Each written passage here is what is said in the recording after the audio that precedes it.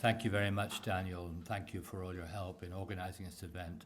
And may I say how glad I am to see so many friends in the room. Daniel has explained the work of the Parliament Outreach Programme, and one of the key things it's trying to do this year is assist with something else that I'm involved in Westminster as co-chair of the 2015 Anniversaries Committee. The main work of the 2015 Anniversaries Committee is frankly Magna Carta, but you will all be aware that it also covers the 50th anniversary of the death of Winston Churchill. And it seemed appropriate, therefore, that we would have in this particular week a number of events commemorating Winston Churchill's life, and there will be events later on in the week in Westminster.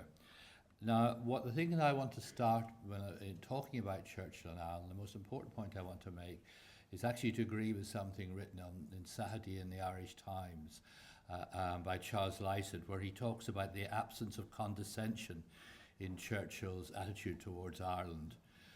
There is always an engagement, sometimes angry engagement, but never dismissive, and sometimes a warm engagement.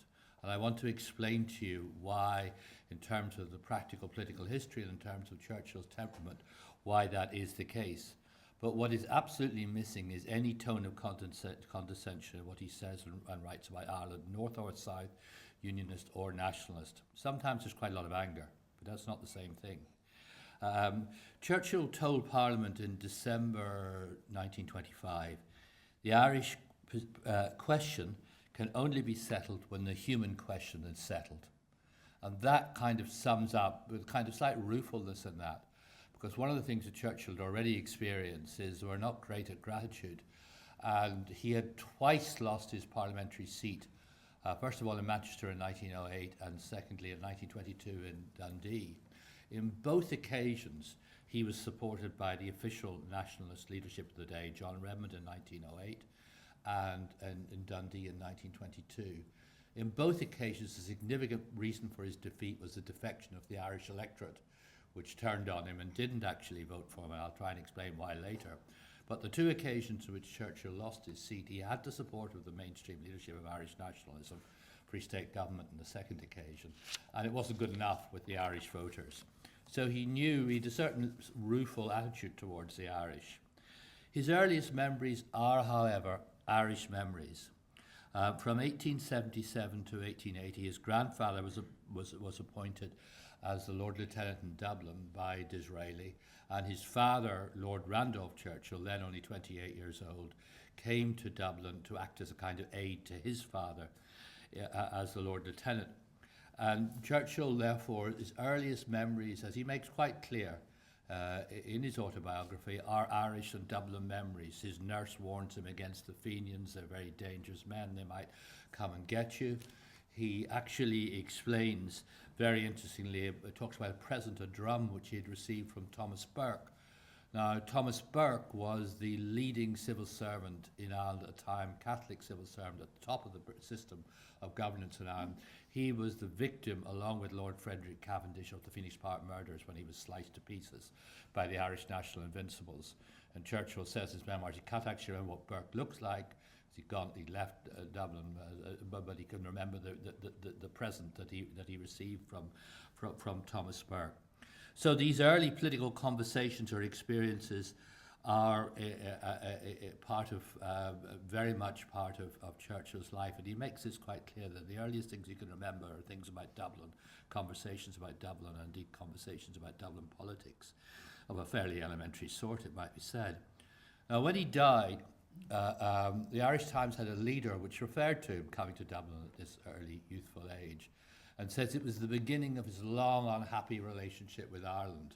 Now, I have to say, of all the things written in obituaries at the time, most of them laudatory, that would have upset him most of all. He did not regard his relationship with Ireland as long and unhappy. He regarded it as punctuated by considerable areas of success, a certain degree of sharpness at certain times, but always a certain degree of warmth, and he would have been disappointed by that. He was aware that he wasn't loved by everybody in Ireland. There's a moment in Belfast in 1942 when RTE has its quiz show, very popular quiz show at the time, radio quiz show called Question Time. And the contestant is asked, who is the biggest teller of fairy tales in the world? And the correct answer was supposed to be Hans Christian Andersen.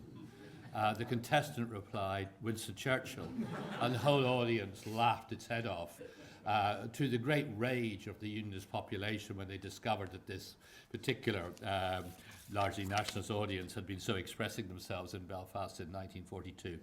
And there's another moment which I recall of a similar sort, relating to 1944-45, when Churchill's prestige was probably at its greatest and his world renown at its greatest. And it's from Hugh Leonard's play Da, and I hope you'll forgive the slightly bad language, well, more than slightly bad language is about to follow if I'm going to quote the play. But, and by the way, this is a real, not an imagined incident by Hugh Leonard, because in his autobiography he makes clear that this is a real incident that actually happened in his life. Leonard's father, late 1944, early 1945, is trying to convince a visitor to the house who's a civil servant that his son Hugh would be an ideal chap for the pension and the civil service job, and he's discoursing with him in a way to win favour for his son with this Dublin civil servant. The discourse goes as follows, so the conversation turns to politics. And the Da says, the mother's slightly uneasy about all this, I should say, but the Da, who had been in the IRA in a small way, says, Hitler's the man that's well able for them, that's the British. He'll give them lacquery, the same as we done. Sure isn't he the greatest man under the sun, himself and Hitler, De Valera, that's Hitler and De Valera. And the mother, no, that will do. The Da carries on, what the hell luck could the English have? Didn't they come into the town here and shoot decent people in their beds? But they won't see the day when they can crow over Heil Hitler. He drove them back into the sea in 1940, and he'll do it again. Sure, what's Churchill anyway? Bad scran to him, only a yahoo with a cigar stuck in his fat gob and the face on him like a boiled shite. So Churchill was aware that not everybody in nationalist Ireland loved him, and he was also aware of the fact that between 1912 and 1914, at least, he was very unpopular with the Unionist population, and after all, a pretty serious attempt was made to turn over his car with his pregnant wife in it by a crowd of shipyard workers when he came to speak in Belfast in February 1912. It was a serious and nasty incident when he was on his way to speak in favour of Home Rule, and his wife lost the baby a month later. And the crowd of shipyard workers who'd kind of given themselves a holiday for the day for this event was William Grant, who actually was the Minister for Public Security in the Second World War. So it's not the least of paradoxes of Northern Ireland's life that our Minister of Public Security probably came nearer to killing Churchill than any Nazi did in the 1940s. So he had his he'd encountered the, how can we put it, the disapproval of both political communities here. And he himself could reply in a pretty firm way.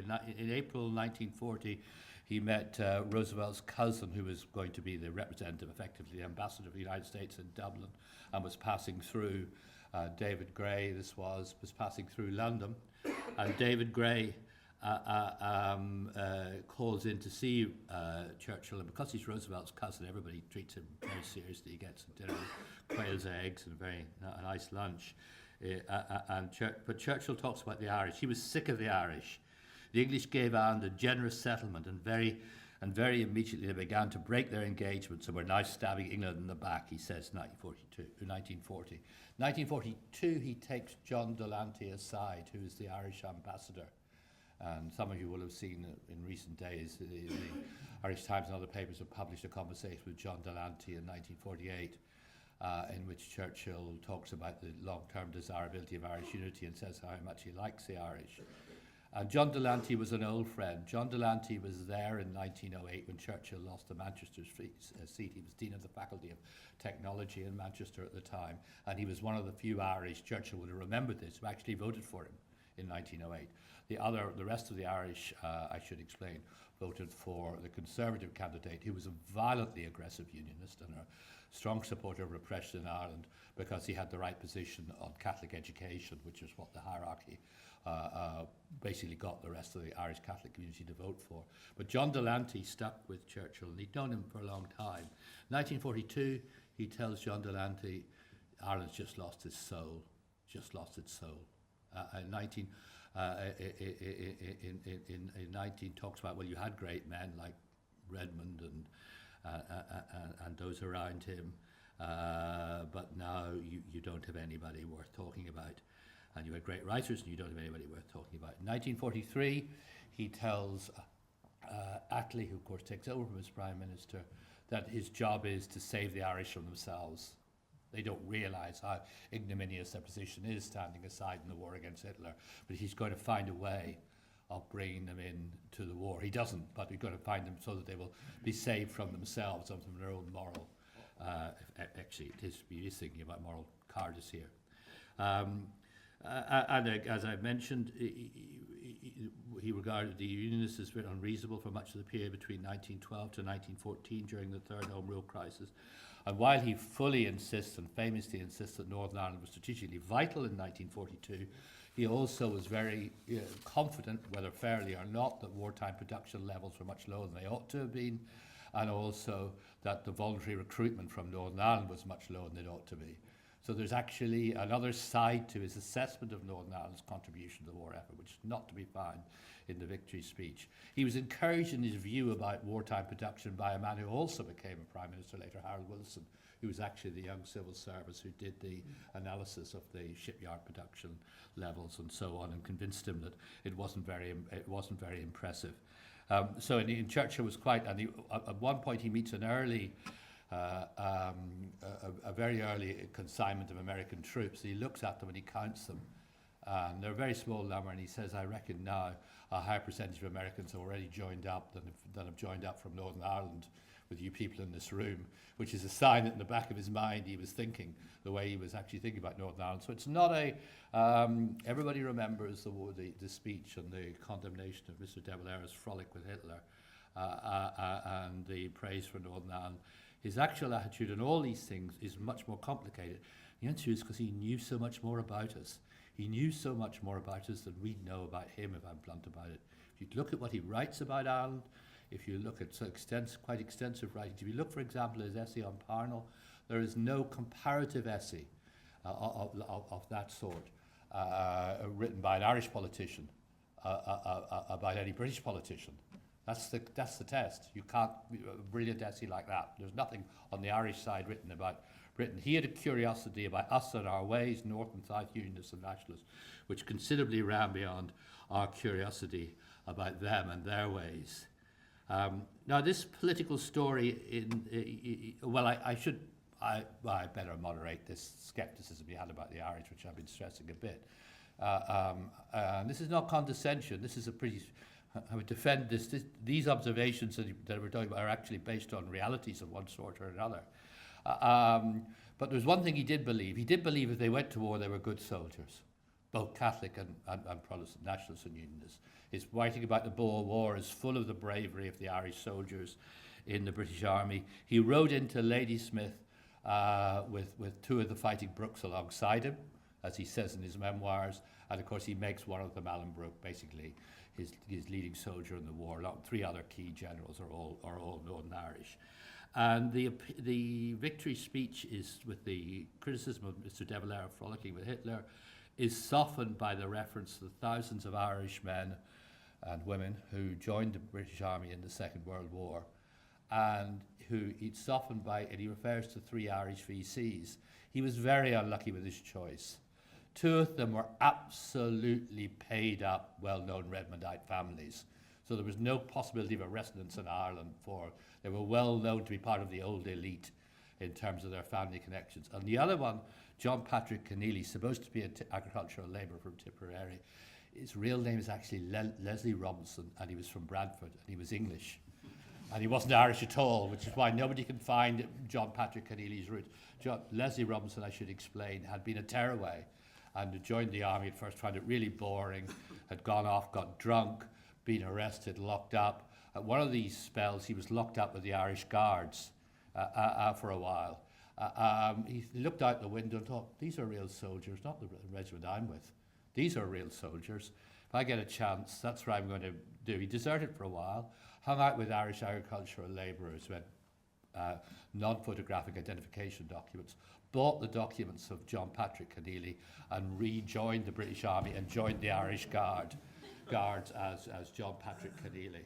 But that was why nobody could find him at the time, and that's why Churchill turns later to Brendan Finucane when he talks about Irish war heroes, the RAF pilot.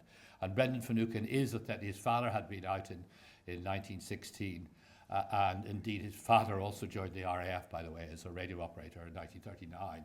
So that was somebody who really was authentically part of the Republican tradition. So that's why you hear less about John Patrick Keneally, because I think they worked out who he was after a while.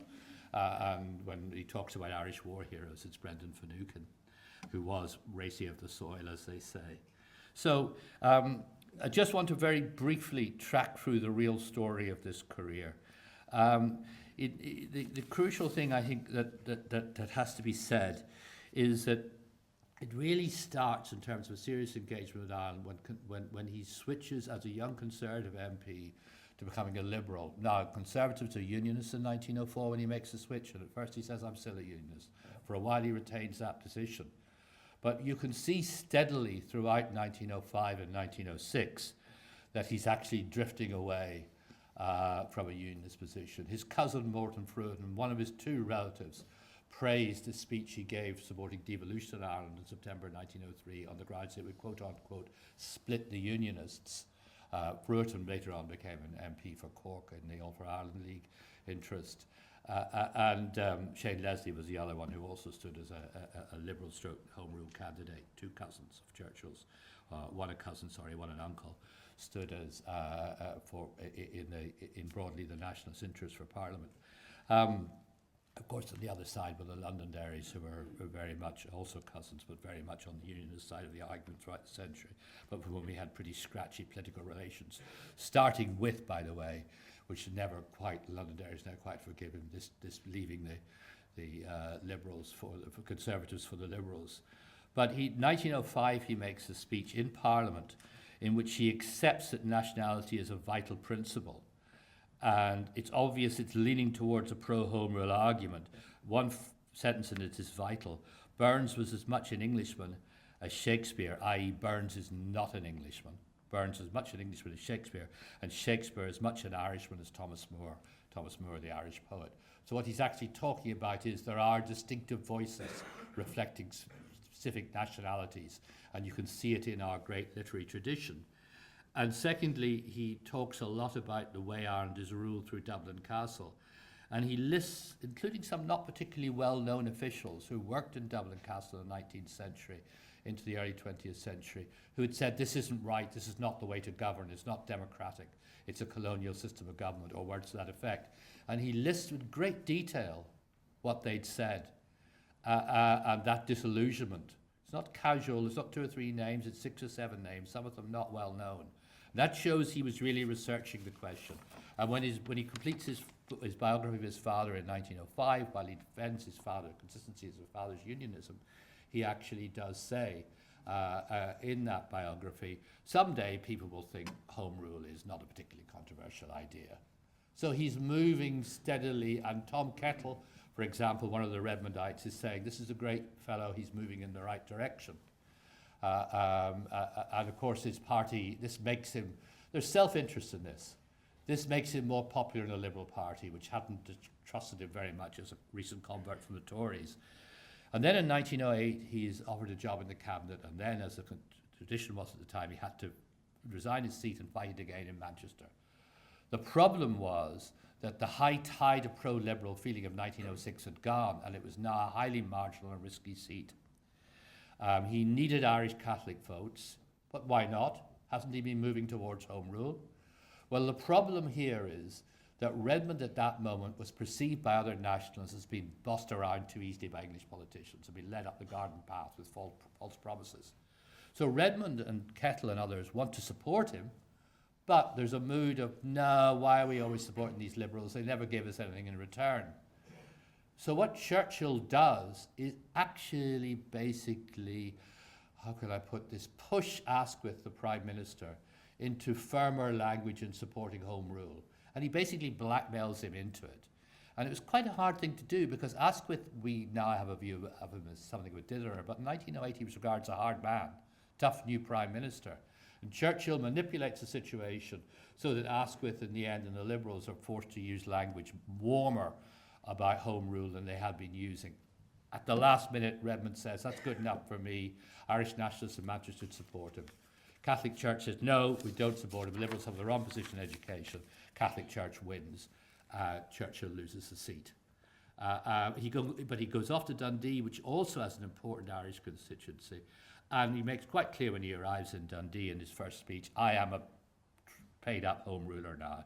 I am completely on the Home Rule side of the argument. And it's in that guise that he comes to Belfast in 1912 as a senior cabinet minister to speak in favour of Home Rule, to dance on his father's grave, some say. Well, certainly the Unionists said at the time, because his father had come and spoke solidly against Home Rule. And he came and he makes a speech. I've already explained the violent circumstances which surround the speech. I have to say something else. It's the most boring speech he ever gave. He read it for 55 minutes, something he'd never done before. One reason why he read it was he wanted to get the finances of Home Rule right, and that was a source of controversy. And there's also something not explained in the speech. 5 days before coming, he'd said to the rest of the cabinet, and he and Lord George were the only two senior cabinet ministers saying at this point, we should say straight away that Home Rule can't be applied to 32 counties. There's going to have to be some special arrangement made for the Unionist North East. And that was what he was saying in the cabinet. He doesn't say a word of that when he comes to speak in Nationalist West Belfast. But that undoubtedly is his view. And it is consistently his view throughout this crisis. The Unionists don't like the speech because it's Home Rule and talks about, again, the principle of nationality, talks about how important Ireland could be in bringing together America and Britain and ending and the role that Irish America could play in this if we get this right. What the Unionists reject most of all is the idea that there ever has been, ever can be, or there ever will be a nationalist loyalty to Britain, which Churchill argues has been demonstrated by the success of the King's recent visit to Dublin and so on and so forth. And the Unionists regard this all as spurious. The Irish soldiers who fought in the British Army in the Boer War, yes, to the Unionists, but the Irish Parliamentary Party political representatives were all against Britain in the Boer War. That's what really matters. So that's what they dislike most about the speech. What the nationalists dislike most is the emphasis on economic dependence. What basically Churchill says is Ireland is now subsidised. Old age pensions and other good things that come to Ireland only come from the British Treasury. There is therefore no possibility of a development towards separatism. Ireland is economically dependent, and even if they did try and move in that way, Westminster is still sovereign. So it's a vision of Home Rule or a Dublin Parliament which actually for many nationalists lacks dignity. And there are many, many strong nationalist criticisms of the speech and a great sense of disappointment. And indeed, throughout 1913, Churchill becomes more and more recognised as the member of the cabinet who is calling for concessions to be made to the Unionist side, and more disliked by nationalists throughout 1913 into 1914. Then there comes a moment in the spring of 1914 when what happens is that the Asquith government finally makes an offer to the Unionists, which Churchill thinks is reasonable. Temporary exclusion of the North East. The Unionists won't accept it because it's only temporary. Churchill thinks, well, it's temporary exclusion for 6 years. There's bound to be an election at that time, and Conservatives are likely to win. It really is long-term exclusion. It's unreasonable to throw out this offer. He gets very angry. He has other reasons, because he's been pushing the naval estimates up, and lots of Liberals don't like that. He has other reasons, self-interested reasons, to win back the good feeling of his party. So he goes to Bradford and he makes this fantastically threatening speech about trying these matters will be tried, clearly implying military movements against the North. No question, the language is very explicit. It's all based on an idea, by the way, which is central to the whole argument here. Whoever fires the first shot loses. So if the Unionists fire the first shot or the first British soldier killed in a public order situation in Belfast, their case is lost. And he actually says this. So he's clearly implying troop movements and so on. A few weeks later, the government finally decides to do this in the Curragh mutiny. And it leads to the Curragh mutiny, as it's called. Actually not technically a mutiny, but it leads to senior army officers indicating they're not willing to march north on an enterprise which they see as one of political coercion. This is a more complicated thing than you might realize, though, because if you actually do, the officers were being threatened with losing their pensions, for example, losing their salaries. Just stop and think, not everybody can afford that in any given situation. One of the people who couldn't afford it was a man called Colonel Ian Hogg. And Colonel Ian Hogg had a particular significance because he had joined the Hussars in 1896 alongside Winston Churchill. They came in together. He was his brother officer.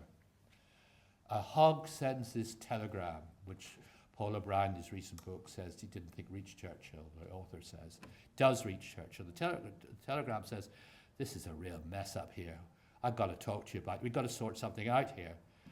And Churchill, almost on receipt of the telegram from Hogg, whom he trusts, whom he knows is not right-wing particularly, is denounced in Parliament by the Conservatives as essentially somebody who's been promoted because of his friends in the Liberal government, and certainly not a particularly right-wing Conservative soldier. He gets the telegram and thinks, God, there is a big problem here. Before he gets the telegram, Churchill's idea is we're going to push this through and cashier people or whatever it takes to make sure that the army acts decisively against the Ulster Unionists. Not, by the way, to do anything other than overawe them, to convince them of the limits of their power, to make them more reasonable. That's the objective. But he was determined to push it through. When he gets the telegram from Hogg, he just goes completely the other way. By Monday, he's having lunch with Hogg in the Admiralty, and the two of them basically develop the story that the whole thing is a huge misunderstanding. The Curragh Mutiny is dissolved into people didn't quite understand what people wanted. It's not true. Churchill had actually generated the tension. He then blamed other people for misunderstanding what he really wanted. Actually, he was hot for a conflict. And it was Hogg who pulled him back. And Churchill, you can see, there's a very, very interesting moment. It's one of the few moments when he loses his cool in Parliament. The newspapers cover the fact that Hogg's telegram becomes known about some days later. And a right-wing MP gets up and said, well, what's the significance of Hogg's telegram and all this? Quite a lot, as I've just been telling you. And on hearing this, one of the press reports goes like this. Churchill's sitting on the front bench. He started violently, turned white to his lips, and hastily interposed that the document was private. It took him something like a quarter of an hour to recover his equanimity. Now, Churchill wasn't normally shaken, but he was shaken by this revelation at that moment, and it shows its significance in 1914. But Churchill reverts back now from that moment onwards to his more conventional role during the Home Rule crisis as the chap in the politics at the cabinet level who's saying, along with Lloyd George, some concession of substance must be made to the Unionists. And this goes on through these very difficult negotiations, which are eventually terminated by the outbreak of war and the decision of both leaderships, Unionists and Nationalists, support the British side in the war.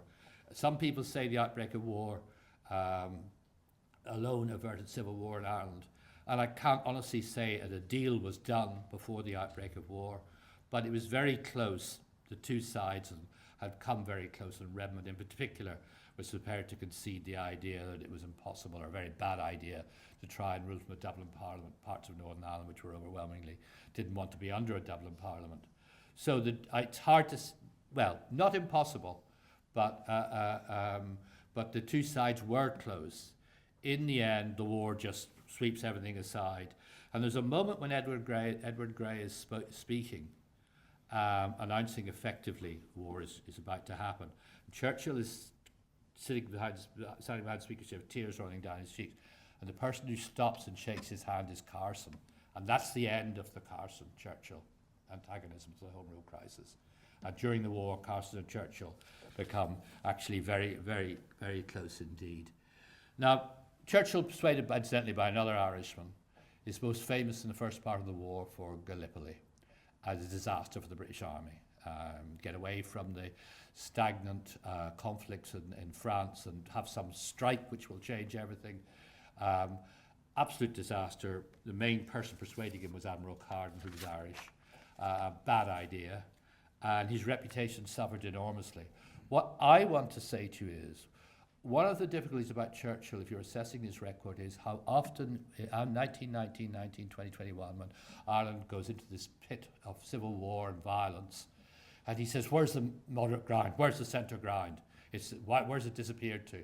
Actually, a lot of it dies at Gallipoli, and he never fully acknowledges that. Even though he knew some of the people who died. Cecil Grimshaw, who died, the son of the T.W. Grimshaw, the Irish Registrar General, for example, had actually been imprisoned in the same cell with him when he was imprisoned by the Boers in the late 1890s. So he knew these people. Carson's friends who died. The first son of a Redmondite MP, Michael Fitzgibbon, who, these are the 10th Irish Division, described in the most recent book as not a unionist or nationalist, but certainly don't think it's quite an accurate description, but I know why it's used in the most recent book about the 10th Irish Division.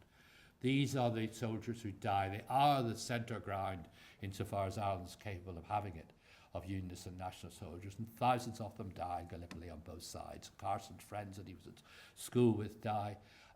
And so when Churchill complains thereafter about where is the centre ground gone, actually a good part of the centre ground gone has gone on a scheme of his, which wasn't the wisest in terms of the loss of life. When he complains during the War of Independence, it's gone. He resigns from the cabinet for 7 months after Gallipoli, which has the great advantage for him that he goes to fight in France himself, that he's not in office when the Easter Rising happens. And he comes back shortly thereafter and starts to rebuild a political career. And he's in the cabinet when the War of Independence, as it's called by many still in Ireland, breaks out from 1919 onwards. And he takes at first a violently anti-IRA line. And here's one quote from a speech on Russia and Ireland given in Dundee in October 1920. Could a republic be given to a miserable gang of cowardly assassins like the human leopards of Africa? Now, the Human Leopard Society of Sierra Leone, which he was referring to here, are actually cannibals. And the whole speech is based on the idea that the IRA are cannibals. Now, there are a lot of things, but they weren't actually cannibals. And the idea, what he's saying is, can you give a republic to people as primitive as this? And it's a really over the top. It's really over the top for another reason. You should read John Steele's coverage of it in the Chicago Tribune. Because John Steele's offices had been used at the same day as his speech was given by a cabinet minister meeting Sinn Féin emissary, and the dialogue had already begun. And Steele couldn't believe the speech, the insults that are cast towards Terence McSweeney, who's dying on a hunger strike, and Churchill's speech, really over the top. So somebody gets up in Parliament and points out that how can you go on about McSweeney like this? Everybody knows that Churchill can't get through a day without a drink. This was one of the put-downs. When McSweeney dies, by the way, Churchill fully acknowledges the dramatic impact of that. And it's a major turning point in terms of Churchill's attitude. The idea becomes that one is, as he says, one is facing the spirit of a nation. But Churchill does associate himself from November through these key 6 months before the negotiations start to begin in proper, with the idea that the IRA uses these disgraceful methods. We have no choice. It's a dirty war. We have no choice to reply by using the methods of a dirty war. And the auxiliaries in particular, the Black and Tans, the B Specials, all of whom he supported and provided money for in a big way, were striking down in darkness, is his phrase, those who struck from the darkness. Rather generously said the Irish understood this. He says, the Irish got it. If you use these methods of assassination, you can't complain if people use them against you as a means of war. I see no evidence that anybody on the Irish side actually took the view they couldn't complain about the same methods being used. But Churchill does it rather interesting up. Churchill said, no, they understood. It was terrible for us, and we didn't to use such methods as in many ways morally disgraceful, but we had actually no choice. And as soon as you get to the point, he is quicker than most people in the cabinet to say, by May 21, the cabinet doesn't agree for another 6 weeks, let's negotiate. We've softened them up to the point that they will compromise. And the IRA was hit very, very hard. the intelligence war was decisively lost by Michael Collins in Dublin in the 6 months, and it's lost between November and May, June 1921, and it's lost often by the use of appointments and tough men that Churchill had himself personally appointed and put into Dublin to carry out what was a very rough task. Now, Churchill then has responsibility in 1922 for the settlement as Secretary of State for the Colonies, for the settlement. He's handed by Lord George, make sure it beds down, north and south. And this is his great triumph, because everybody thinks he's going to blow it again and do something crazy. And he does things that are crazy, but they kind of work. What he says is, I am going to support the Unionists, and I don't care about criticisms of the Unionist regime. Not really. I'm going to tell them, you should do your best to look after minority rights. And I'm going to support Michael Collins. And I don't care about stories about Cork Protestants being shot in their bed. Of course I care. I'm a human being. But basically, what's got to happen here is that Collins and the Free State government have got to be able to settle down in the south, and the Curragh government settle down in the north. And minorities, as he says, must stew in their own juices. That's his. It's very brutal, but he made up his mind. That's how you did it. He was widely criticised for some of the very rough steps along the way, and for the use of force along the way. But actually, it works, because another thing that's central to this is he's sending a signal to Michael Collins. Don't think you. I know you think you can reconstitute Republican unity by taking on the North. I know that a lot of people fancy that idea on both sides. I'm not going to let you do that. You're going to have to carry on the basis of the treaty in Dublin. You're not going to be allowed to displace your own internal argument onto the North, although that's what a lot of you want to do. And he knew perfectly well that Collins was sending arms to the North and behind a lot of the violence that took place in Belfast. Now, this is a line which is attacked. It's attacked by people who are sympathetic to Southern Protestants and Loyalists in British politics, and it's attacked by people who are sympathetic to the plight of Belfast Catholics in British politics. It's attacked consistently, quite understandably, in view of the horrors of that period. But by the autumn of 1922, both regimes are stable and in place. And for Churchill, this is his first unmitigated success from the point of view of British politics. Not from the point of view of minorities, north or south, but from the point of view of British politics. And it's the first thing. Before, you might have said his work was alpha gamma. Yes, he was a very humane reformer in the Home Office, but any time violence was involved or a threat of violence, he seemed to go a little bit crazy. Yes, he supported the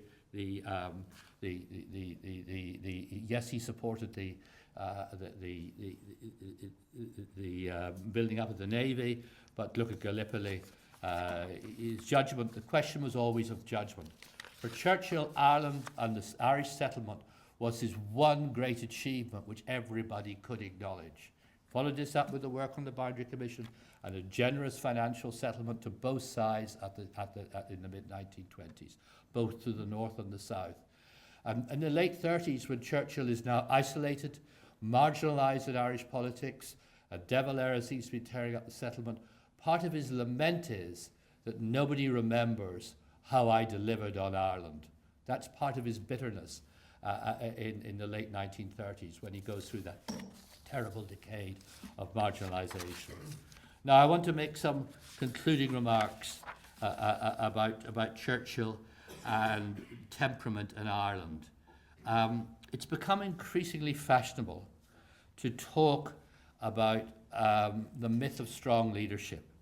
And it's partly a function of the hangover in our society of the Iraq War.